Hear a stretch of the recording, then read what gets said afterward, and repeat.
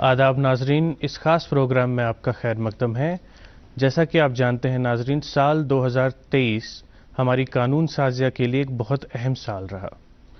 इस साल की खास बात ये थी, जहां बाकी कवानीन राइज किए गए, खास तौर पर जो हमारे ताज़ीराती कवानीन हैं या फिर जिन्हें क्रिमिनल लॉज कहते हैं, उनमें बहुत ही बड़े पैमाने पर तब्दीली आई। 3 कवानीन को रद्द किया गया, जिसमें फौजदारी ज़ाब्ता, गवाह लेने का ज़ाब्ता और ताज़ीराते हिंद शामिल है, और 3 नए कवानीन को लाया गया। आज हम बात इन्हीं में से एक कानून के बारे में कहेंगे, जिसका नाम है भारतीय न्याय संहिता। भारतीय न्याय संहिता ऐसा कानून है जिसने ताज़ीराते हिंद, जो कि 1860 से इस मुल्क में राइज थी, उसको रद्द किया, और अब यही हमारा ताज़ीराती कानून है। इसलिए इसको जानना बेहद बेशकीमती हो जाता है और बेहद ज़रूरी भी हो जाता है। इस अहम मौजू पर आज हमारे साथ गुफ्तगू और जानकारी पहुंचाने के लिए हाजिर हैं जनाब जहांगीर बख्शी साहब, जो कि पेशे से एक सब जज हैं और फिलहाल secretary district legal services authority Srinagar और बड़गाम अजला के अहम ओहदे पर फाइज हैं। और साथ ही हमारे साथ तशरीफ़ फरमा है एडवोकेट शेख आमिर अली साहब, जो कि एक पेशे से एक एडवोकेट हैं और Jammu and Kashmir high court में प्रैक्टिस करते हैं। आप दोनों मेहमानान का इस प्रोग्राम में हम तहे दिल से खैर मकदम करते हैं। शुक्रिया। जैसा अब सबसे पहले हम जानना चाहेंगे कि क्या ज़रूरत पेश आई कि 150 साल के बाद हमारे क्रिमिनल कवानीन में तरमीम लाई गई, पुराने कवानीन रद्द किए गए और नए कवानीन राइज किए गए। इस मौजू पे जैसा कि आपने ये पहले ही अर्ज़ किया यहाँ पे कि 1860 में ये जो हमारा ताज़ीराती कानून है, जिसको हम ताज़ीराते हिंद कहते हैं या इसको हम इंग्लिश में इंडियन पेनल कोड कहते हैं, ये 1860 में बना है, जब हमारे मुल्क एक आज़ाद एक नेशन स्टेट नहीं था हमारे पास। तो ये जो कानून बना, तो इसका अगर आप देखेंगे कि पहली तब्दीली अगर हम देखेंगे, हम इसको कहते हैं कि इंडियन पेनल कोड, यानी कि सज़ा का कानून है ये, इंडियन का पेनल कोड। तो अब इन्होंने इसको पॉजिटिव फ्रेम से इसको क्या कहा, इन्होंने कहा कि जब भी हम सोसाइटी में हम इंसाफ की बात करते हैं तो ये रिफ्लेक्ट होना चाहिए। पहला हमारा नजरिया ये कि सजा देने का कानून है। अब इसके नाम में क्या रिफ्लेक्ट होता है कि भारतीय न्याय संहिता, यानी इंसाफ का कानून, यानी कि भारत में, इस हमारे देश में जो कानून है, ये हम इंसाफ की बात करेंगे, यानी जितनी भी शहरी है इनके इंसाफ की बात की जाएगी, न कि इंडियंस को सजा देने की बात करेंगे। हम इस पहले नाम में जो पॉजिटिविटी, जो पहले नेगेटिविटी थी नाम में, उसको पॉजिटिविटी में डाला गया, बिल्कुल, यानी इंसाफ की बात हम करते हैं। और ये इस कानून में, ये जो हमारा ताज़ीराती कानून है, ये बात सही है इस जगह पर कि इसमें ताज़ीरात का बयान हुआ है, यानी कि इसमें सजाओं का बयान हुआ है, लेकिन इसको एक बैलेंस्ड तरीके में बयान कैसे किया है। इस कानून का नाम ये रखा गया कि हमारे देश में इंसाफ कैसे किया जाए, अगर जाति होगी तो उसका इंसाफ कैसे किया जाएगा। तो ये इस नाम में, इस पॉजिटिविटी को नाम से ही पता चलता है कि ये पॉजिटिव बैलेंस किया गया है इस अप्रोच को, ये एक ज़रूरत थी। और दूसरा, आपको पता होगा कि हमारा जो निज़ाम अदल है, इसमें जो कवानीन है, 1860 जैसे आपने अर्ज़ किया कि 150 साल का इसका हमारा तजुर्बा है। जो सोसाइटी में जो डेवलपमेंट्स हुई हैं, जो लिटिगेशंस बढ़ी है, उनको बेहतर तरीके से डील करने के लिए, निज़ाम अदल में बेहतर मुनज़्ज़म और मुस्तकम तरीके से चलाने के लिए ये अब ज़रूरत थी। अब अगर आप देखेंगे कि इंडियन पेनल कोड में वक्तन तरमीम लाई गई है, छोटी बड़ी, लेकिन मेजर जो इसमें शिफ्ट किया गया 2023 में, ये वक्त की ज़रूरत थी, हमारे सोसाइटी की ज़रूरत थी। इसको ये लाना इंतहाई ज़रूरी था। जैसा कि कानून साजिया ने इसको अमल लाया है, इसका जुलाई 2024 में ये लागू हो जाएगा, तो ये ज़रूरत थी समाज की। जी जैसा वकील साहब, आपसे सवाल रहेगा, जैसे कि जैसा आपने अर्ज़ किया कि एक नए तर्ज का कानून है और मुनसिफाना जो है कार्य अमल उसमें लाया गया है, और ताज़ीरात यानी सज़ा देने का जो हमारा मंशा था उसको कम किया गया है कहीं ना कहीं। और वहीं बात आती कम्युनिटी सर्विस की, यानी समाजी खिदमात की, तो हमारी ताज़ीराती कवानीन में समाजी खिदमात कोई पनिशमेंट नहीं होती थी, कोई सज़ा नहीं होती थी। तो इस कानून में समाजी खिदमात को किस तरीके से सज़ा बनाया गया है? جی سب سے پہلے میں اس بات پہ کرنا چاہتا ہوں کہ پہلے ہم دیکھیں گے کہ اس جو قانون آیا جی اس کے ہمیں 3 چیزیں سب سے پہلے سمجھنی چاہیے. ایک تو اس کے پیچھے آبجیکٹو کیا تھا اور اس میں نیا کیا ہے, اور تیسری چیز کہ اگر پرانے قانون میں ایسے کیا لوپ ہولز تھے جو یہ پورے کر رہا ہے. جی سب سے پہلی بات جو آبجیکٹو اس قانون کا تھا وہ تھا کہ فیئر ٹرائل ہونی چاہیے, ٹائملی جسٹس ہونا چاہیے, اور وکٹم فیئر کمپنسیشن ہونا چاہیے. یہ اس کا آبجیکٹو ہے. نیا کیا ہے اس میں, کیا جتنے بڑے قانون ہیں اتنے بڑے کام کر پائے گا. اور تیسری بات لوپ ہولز کی بات جہاں تک کی جائے کہ ایک ایگزامپل دینا چاہتا ہوں میں کہ سب سے ہمارے جو فوجداری نظام تھا اس میں جو مائنرز تھے, نابالغ بچے تھے, ان کو اور ایڈلٹس کو الگ الگ ٹرائی کیا جاتا تھا. تو اس میں کیا ہوتا تھا کہ جو بچے ہوتے تھے ان کو اس سختی سے سزا نہیں ملتی تھی جو کہ بڑوں کو ملتی تھی. بالکل. تو اس میں کچھ لوگوں نے کیا کیا, انہوں نے ہائر کرنا سٹارٹ کیا بچوں کو, کیونکہ ان کو پتا تھا یہ قانون میں ایک لوپ ہول ہے, ہم اس کا یوز کر کے بچوں سے کرائم کرائیں گے اور پھر ان کو آسانی سے چھڑا بھی سکتے ہیں. تو جو نیا BNS ہے اس میں سیکشن 95 میں کہا گیا ہے کہ اگر کوئی شخص کسی بچے کو ہائر کرتا ہے کسی کرائم کے لیے اور وہ بچہ وہ کرائم کرتا ہے تو وہ جو بندہ جو شخص اس کو ہائر کرتا ہے اس کو ویسے ہی سزا دی جائے گی جیسے اس بچے نے, جیسے کہ اس نے وہ خود کیا ہوگا وہ کام. اب جب آپ بات کر رہے تھے کمیونٹی سروسز کی, یہ جو کنسپٹ ہے یورپ سے آیا ہوا ہے. جیسے کہ چھوٹے موٹے جرم یا فرسٹ ٹائم جب جرم کرتے ہیں تو اس میں یہ کنسپٹ آیا گیا ہے کہ ان کو کمیونٹی سروس کی جائے. لائک ان کو کہیں میونسپلٹی کے ساتھ منسلک کیا جائے, ان کو صاف صفائی کے کاموں میں رکھا جائے, تاکہ ایک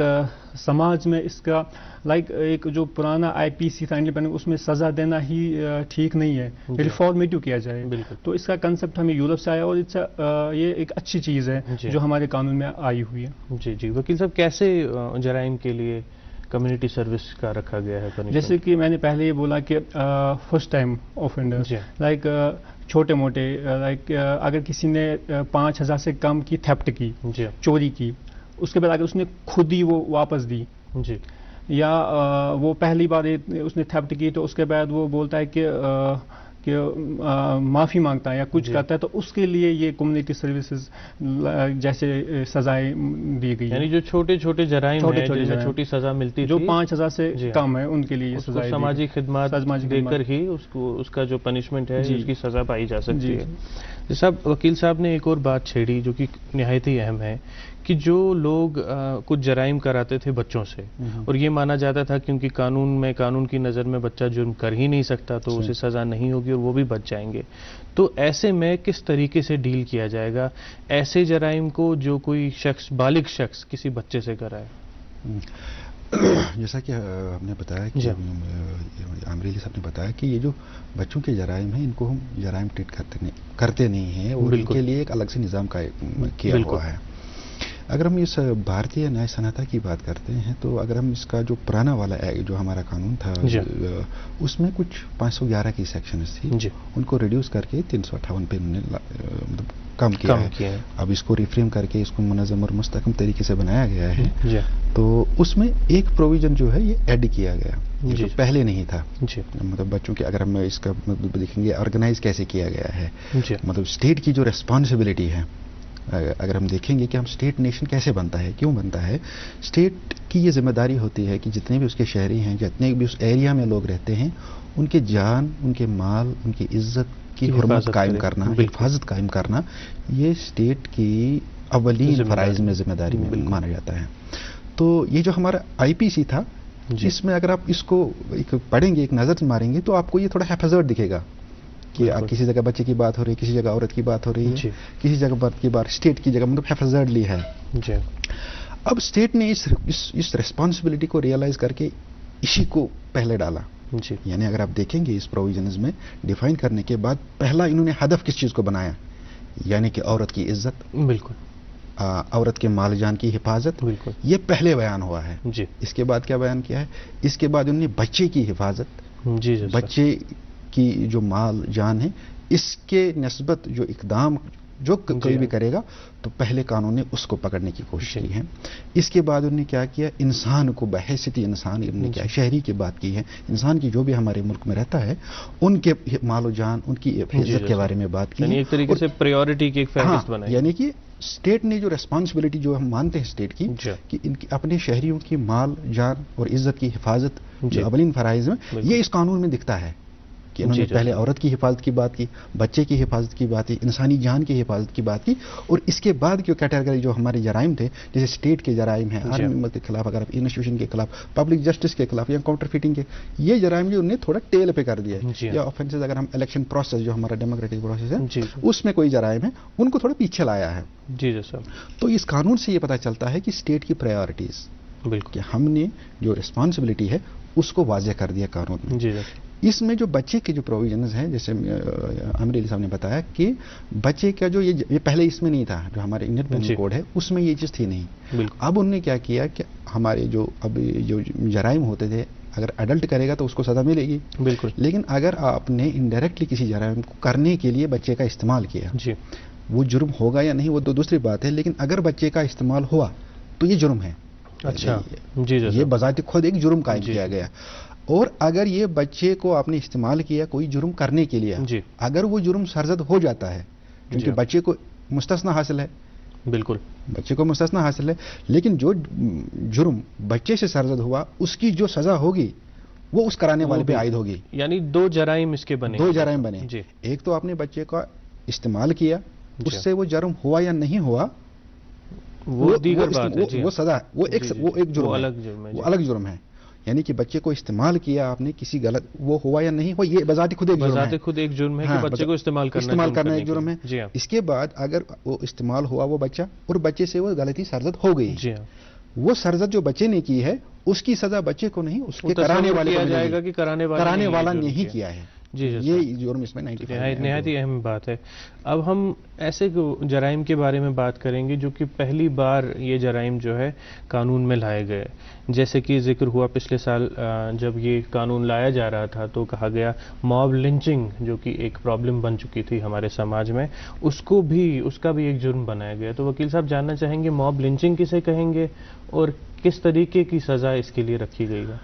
جی, جہاں تک بات کی جائے موب لنچنگ کی, موب لنچنگ اس میں اس کے لیے ایک الگ سیکشن ڈیفائن کیا گیا. اس میں بولا گیا کہ اگر کوئی ریلیجن, کاسٹ, کریڈ, سیکس کے نام پہ کسی کو مارے, ایک جس میں 5 افراد سے زیادہ شامل ہو, اور وہ کہیں پہ کچھ دنگے جیسی حالات پیدا کرے اور اس میں سیکس کارڈ, کریسٹ یا مذہبی نام دے کے کسی کی موت واقع ہو جائے, تو ان کے لیے الگ سے پراوڈھان رکھا گیا. ان کے لیے جو سزائیں مقرر کی گئی وہ لائف امپریزمنٹ کی سزا دی گئی, اور وہ بڑھا کر ڈیتھ پینلٹی بھی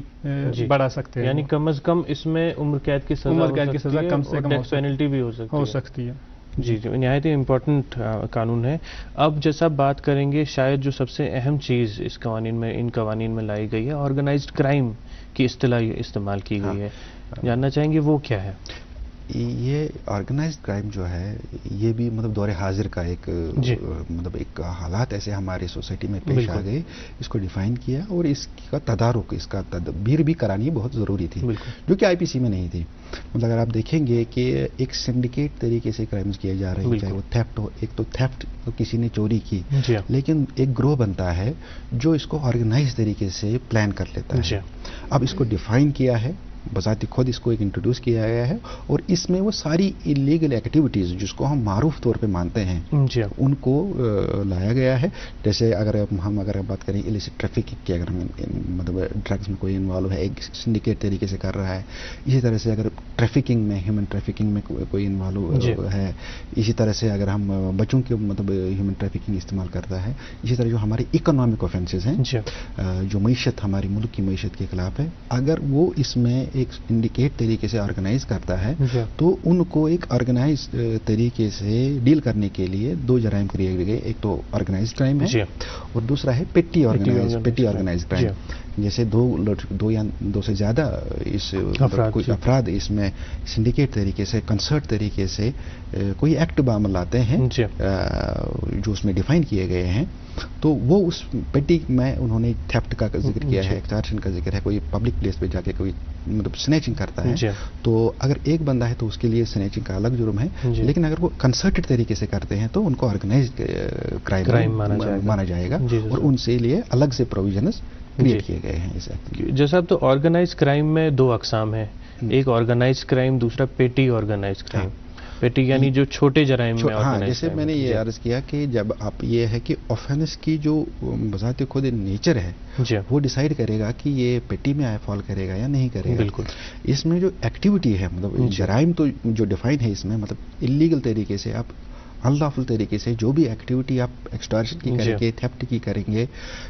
آپ کنٹری کی معیشت کے خلاف کوئی کارروائی کریں گے، ڈرگ ٹریفکنگ میں انوالو ہو جائیں گے، ہیومن ٹریفکنگ میں انوالو ہو جائیں گے، اس طرح کی ایکٹیویٹی جب آپ کنسرٹڈ طریقے میں کریں گے تو یہ آرگنائزڈ کرائم بن جائے گا۔ بالکل، اب اسی طرح سے اگر پبلک پلیس میں 2 لڑکے جا کے 4 لڑکے جا کے کوئی تھیفٹ سنیچنگ کرتے ہیں یا اس طرح کا کوئی واقعہ معاملہ ہے تو وہ پیٹی آفینس بن جاتا ہے۔ بالکل، تو اس پیٹی آفینس کو سپریٹ کر کے الگ سے ان کی فرق سزا میں ہے، یعنی جو آرگنائزڈ کرائم ہے اس کی سزا زیادہ ہے اور اس کی سزا کم ہے۔ یعنی جیسے اب عام طور پر جیسے چوری ہوتی ہے تو اگر چوری ہوئی، چوری تو خود ایک جرم ہے جس کی سزا مقرر کی گئی ہے، لیکن اگر وہ آرگنائزڈ پیٹی کرائم بن جائے تو اس کی سزا بڑھ جاتی ہے۔ جی سر، اس کی سزا بڑھائی گئی ہے۔ جیسا ہم دیکھتے ہیں آئے دن ہمارے فون پہ کال آتے ہیں، اسکیمز ہوتے ہیں، ہمیں کریڈٹ کارڈ کی کبھی کبھی ڈیٹیل مانگی جاتی ہے، ہم میں سے کچھ اشخاص دے بھی دیتے ہیں، او ٹی پی دیتے ہیں، پھر پتہ چلتا ہے ان کے ساتھ ایک اسکیم ہوا ہے، ان کے اکاؤنٹ سے ان کی اتھارٹی کے بنا پیسے نکالے گئے ہیں، تو کیا وہ بھی پیٹی کرائم کی ڈیفینیشن میں آئے گا؟ یہ میں آپ یہاں عرض کروں کہ یہ سائبر کرائم بذات خود ایک کیٹیگری ہے۔ بالکل، مطلب یعنی کہ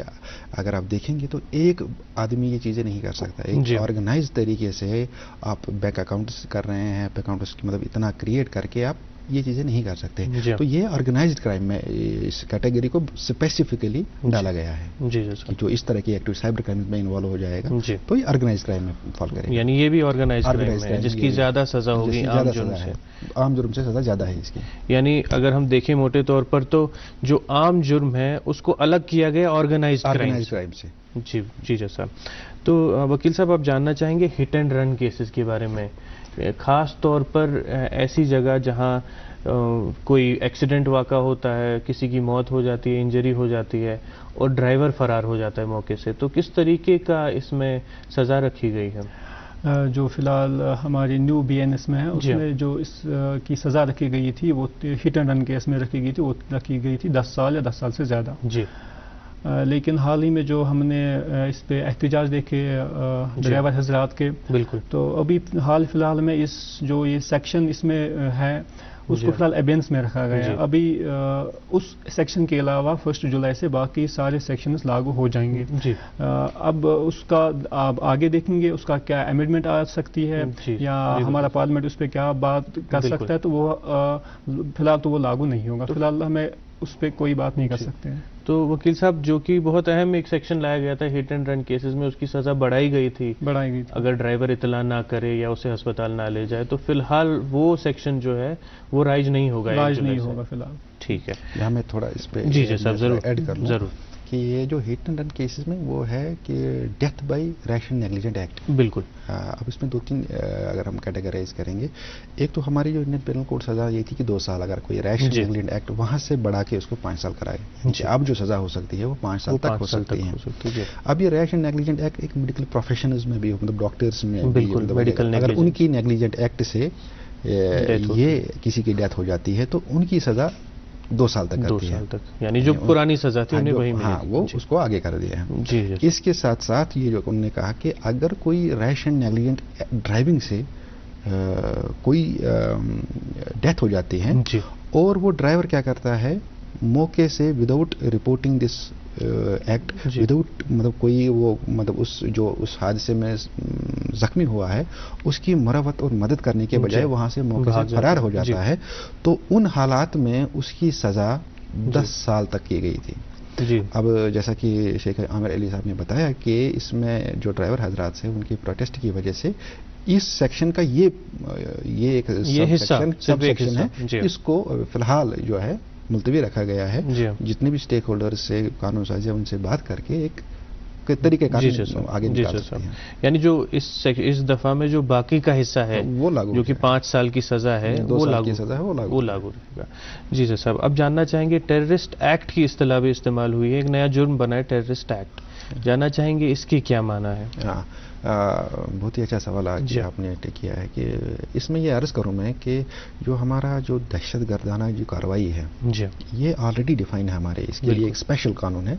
जो prevention of unlawful activities act है, उसमें ये इसका एक बाज़ाब्ता एक स्पेशल कानून है, वाज़ेह है ये कि क्या चीज़ें हैं, किन चीज़ों पे ये लागू हो सकता है। तो इसमें अब कौन से जो इन्वेस्टिगेशन कौन ये तफ्तीश कर सकता है, क्योंकि जुर्म काफ़ी संगीन है ये। जी बेशक। तो इसमें कोर्ट्स कौन ट्रायल कर सकते हैं, ये इख्तियार सेंट्रल गवर्नमेंट के पास है, यानी जो मरकजी सरकार है इन जराइम को देखने के लिए, जो मतलब इस BNS भारतीय न्याय संहिता से पहले का जो कानून की मैं बात कर रहा हूँ, उसमें जो इख्तियार था, जो इख्तियार है वो सेंट्रल गवर्नमेंट के पास है। बिल्कुल। यानी मरकजी सरकार जो है वो जब भी ये हादसा हो जाएगा, पुलिस पुलिस स्टेशन जब इसमें तफ्तीश करेगी, पहले तो रिपोर्ट करेगा ये क्राइम, FIR उन्हें रजिस्टर किया, रजिस्टर करने के बाद इसमें प्रोसीजर ये है कि स्टेट गवर्नमेंट को ये रिपोर्ट करना है सेंट्रल गवर्नमेंट को, बिल्कुल, कि ये इंसिडेंट। जी सर। अच्छा, सेंट्रल गवर्नमेंट के पास ये इख्तियार है कि वो इस ऑफेंस को टेक ओवर कर सकती है, कि वो एक इसके लिए स्पेशलाइज्ड एजेंसी है जिसको हम नेशनल इन्वेस्टिगेशन एजेंसी के नाम से जानते हैं, उनके पास इख्तियार है कि वो ये इन्वेस्टिगेशन टेक ओवर कर सकती है। लेकिन ये लेने का, ये टेक ओवर करने का ये इख्तियार है सेंट्रल गवर्नमेंट के पास। इन टेररिस्ट एक्टिविटीज को डील करने के लिए जो डिसीजन मेकिंग पावर है वो सेंट्रल गवर्नमेंट के पास है। अब इसमें जितने भी अब स्पेशलाइज्ड तरीके सेंट्रल गवर्नमेंट जब NIA इसको टेक ओवर करती है, इसके लिए सेंट्रल गवर्नमेंट की एक स्पेशल कोर्ट है, उसी को ये ट्रायल भी करना है, इसको NIA कोर्ट कहते हैं,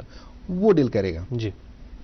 अब चूंकि एक्टिव जैसे आप, हमारा देश इतना बड़ा इतना वसी है, तो इसमें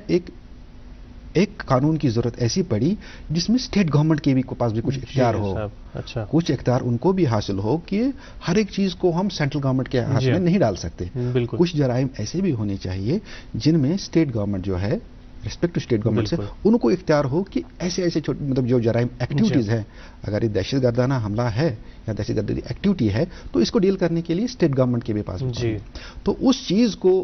लाने के लिए, उसको इख्तियार देने के लिए ये प्रोविजन हमारी जो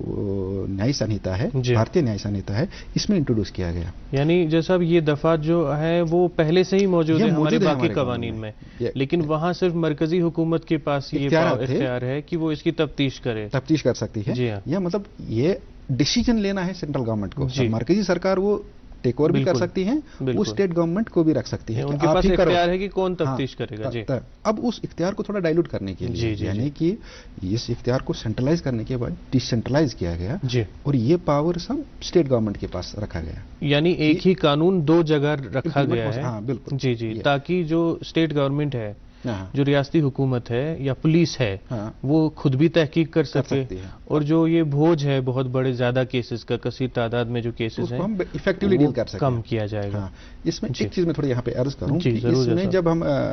जब ये पुलिस स्टेशन अभी रिपोर्ट हो गया, तो अब इसमें ये हमें कैसे डील करना है, यानी स्पेशलाइज्ड एक्ट में ये करना है कि इसमें डील करना है। तो ये इख्तियार उन्होंने सुपरिटेंडेंट जो डिस्ट्रिक्ट का हेड होगा, SP होगा, मतलब डिस्ट्रिक्ट का हेड, SP जिसको हम सुपरिटेंडेंट ऑफ पुलिस कहते हैं, तो वो इसके पास ही इख्तियार दिया गया। अच्छा तो ये इख्तियार वहां से डायल्यूट करके उसको दिया गया। अदरवाइज जो डेफिनेशन जो हमारी जो इसमें तारुफ कराया गया है इस टेररिस्ट एक्ट का, भारतीय न्याय संहिता में यही डेफिनेशन, यही तारुफ इसका प्रिवेंशन ऑफ अनलॉफुल एक्टिविटीज में भी रखा गया है। ये एक ही सेम ऑफेंस है, और इसको डील करने के लिए मुनज़्ज़म और मुस्तकम और बेहतर तरीके से डील करने के लिए इसको यहाँ पे भी लाया। जी साहब, यानी ये एक टेक्निकल चीज़ है, क्योंकि दो कवानीन हैं जो कि दहशतगर्दाना अमल के खिलाफ बनाए गए हैं, दोनों में जराइम जो है वो सेम है, वो एक ही जराइम है, जुर्म है, लेकिन एक जुर्म के खिलाफ, जैसे हम जानते हैं कानून के स्टूडेंट होते हुए, कि एक जुर्म के खिलाफ दो ताज़ीरात नहीं लग सकते अगर वो सेम है, अगर वो एक ही चीज़ है। तो ये SP को ये हक हासिल होगा, जो ज़िले का SP साहब होंगे, उन्हें ये हक हासिल होगा कि वो اس کو ایک ایکٹ میں لائیں, ان لافل ایکٹیویٹیز ایکٹ میں لائیں, یا پھر بی این ایس کے اندر اس کو ایف آئی آر کاٹا جائے اس میں؟ یہ اختیار ایس ایس پی کے پاس ہے. اگر وہ بی این ایس میں چلے گا تو پھر ہمارا جو ضابطہ ہے وہی چلے گا, یعنی جو ریاستی حکومت ہے, پولیس ہے, وہی قانون چلے گا. لیکن اگر یہ مطلب ایس ایس پی یہ ڈیسائیڈ کرتا ہے کہ ہمیں اسپیشل آفینس میں جانا ہے, یعنی اسپیشلائزڈ طریقے سے اس کو ڈیل کرنے کے لیے ہے, اور وہ اس کے جو بھی اس کا مطلب گائیڈ لائنز ہوں گی وہ یہی جرم کی نوعیت دیکھ کے ڈیسائیڈ کر لے گا, تو دین اس میں اسپیشلائزڈ جو ہماری انویسٹیگیشن ایجنسی ہے این آئی اے وہ تفتیش کرے گی, اور وہ تفتیش کرنے کے بعد جو ہماری اسپیشلائزڈ کورٹ ہے وہ اس کو ٹرائل کرے گی. جی سر, یعنی جو ورک لوڈ مینجمنٹ ہے یہ اس کا ایک نمونہ ہم کہہ سکتے ہیں. تھوڑا ایڈ کرنا چاہتا ہوں. ضرور وکیل صاحب. جو صاحب نے ابھی ڈیفائن کیا ٹیررسٹ ایکٹ جو بی این ایس میں سیکشن 113 میں ڈیفائن کیا گیا, اس کے باوجود جو ہمارے انڈین پینل کوڈ میں سیکشن تھا 124A سیڈکشن کا, ہمارے ناظرین کو پتا ہوگا کہ وہ ڈیلیٹ کیا گیا ہے, لیکن اسی کے رد عمل میں ایک اور سیکشن ایڈ کیا گیا, سیکشن 152, جس میں یہ بتایا گیا کہ ہماری انڈیا کے خلاف, ساورنٹی کے خلاف اگر کوئی ایسا ایکٹ کرتا ہے جو ہماری ملک کو زخم پہنچا سکتا ہے, تو وہ سیم لیول جو سیڈکشن تھا وہ 152 میں ہے. اس میں لائک ہم جیسے سوشل میڈیا یوز کرتے ہیں, ورڈس کچھ بولتے ہیں اپنی ملک کے خلاف, یا کچھ ایسے بڑکاؤ بیان دیتے ہیں زیادہ تر سوشل میڈیا یا الیکٹرانک میڈیا یا پرنٹ میڈیا کہیں پہ بھی, تو اب وہ سیڈکشن جو ہے وہ اب سیکشن 152 میں ان کو لائبل ٹھہرا سکتے ہیں. تو جیسا آپ سے بھی جاننا چاہیں گے, سیڈیشن اور ٹریزن جیسے کہ بہت بولا گیا جب یہ قانون بنے کہ سیڈیشن کا قانون بہت پرانا تھا, اس کے خلاف بھی بہت ڈیبیٹس ہوتی تھی, تو اس کو ختم کیا گیا ہے, لیکن وہیں پہ ٹریزن کو رکھا گیا ہے, تو دونوں میں کیا فرق ہے جیسا؟ یہ جو ہمارا تجربہ ہے, جیسے آپ نے عرض کیا کہ 1860 میں یہ قانون بنا, بالکل بنایا جو ہے یہ بھی پتا ہے کہ برٹشرز نے بنایا ہے, بالکل, تو بنایا اس مقصد سے تھا, اس کے جو مقاصد تھے. اب ہمیں اس کو دیکھنا ہے کہ ہمیں جب ہم اس سیڈیشن کو دیکھتے ہیں, اس کی ہسٹری کو دیکھتے ہیں کہ سپریم کورٹ نے کیسے جو ورڈنگ تھی اس کی, it was against a government. اگر آپ گورنمنٹ کے خلاف کچھ بولتے ہیں تو گورنمنٹ نے, ہم نے تجربے سے پتہ چلا کہ اس کو مس یوز کیا گیا ڈسینٹ کو دبانے کے لیے, جو ہمارا حق ہے کہ ہماری ڈیموکریسی میں بات بیان کرنے کا, اس کو دبانے کے لیے غلط طریقے سے یہ استعمال ہو. اب اس کی اگر آپ دیکھیں گے جو ہماری عدالت عظمیٰ ہے, اس کی اس رگر کو کرٹیل ڈاؤن کرنے کے لیے وقتاً فوقتاً انہوں نے اس کو ٹون ڈاؤن کیا. بالکل, تو پھر سپریم کورٹ نے ان کو کہا کہ اس طرح سے نہیں کر سکتے, اور جس میں سرکار, مرکزی سرکار نے, انہوں نے بھی کہا کہ ہم اس کو ریوائیو کر لیں گے. ریوائیو کرنے کے بعد جو اب جو ہمارے پاس جو پروویژن آیا ہے, اس میں یہ گورنمنٹ کو ہٹا کے ہم نے اسٹیٹ کو رکھا ہے. یعنی کہ اگر آپ ایسی کوئی حرکت, ایسی کوئی بات یا ایسا کوئی ایکٹ کر لیتے ہیں جو آپ کے ملک کی سالمیت کے خلاف ہے, یعنی انٹیگریٹی آف, نہ کہ حکومت کے خلاف, نہ کہ حکومت کے خلاف, یعنی بہت اہم فرق ہے. اس میں فرق آ گیا ہے کہ جو ہمارا ملک کی سالمیت ہے, ہمارے ملک کی انٹیگریٹی ہے, فریٹرنیٹی ہے, اس کے خلاف اگر آپ کوئی بھی ایکٹ یا اومیشن کرتے ہیں تو وہ 152 میں اس کی سزا بیان کی گئی ہے, نہ کہ گورنمنٹ کے خلاف. بالکل جیسا. آخر میں جج صاحب آپ کا اور وکیل صاحب آپ کا, آپ دونوں کا ہی اس پروگرام میں ہمارے ناظرین کے لیے اس اہم قانون کی نسبت بہت ہی اہم جانکاری پہنچانے کے لیے بہت بہت شکریہ. ہم آپ کا تہہ دل سے شکریہ کرتے ہیں. تو ناظرین, اسی کے ساتھ ہمیں امید ہے کہ دوردرشن اور Jammu Kashmir legal services authority کی یہ کوشش آپ تک اس اہم قانون کے بارے میں اہم جانکاری پہنچانے میں کامیاب رہی, اور آپ بھی اس اہم جانکاری سے مستفید ہوں گے. تو اسی کے ساتھ آج کا یہ شمارہ, آج کا یہ اسپیشل شمارہ یہیں اختتام پذیر ہوتا ہے. ہم اگلے ہفتے پھر آپ سے ملاقات کریں گے پروگرام قانون اور انصاف کے ذریعے. تب تک کے لیے ہمیں دیجیے اجازت. خدا حافظ.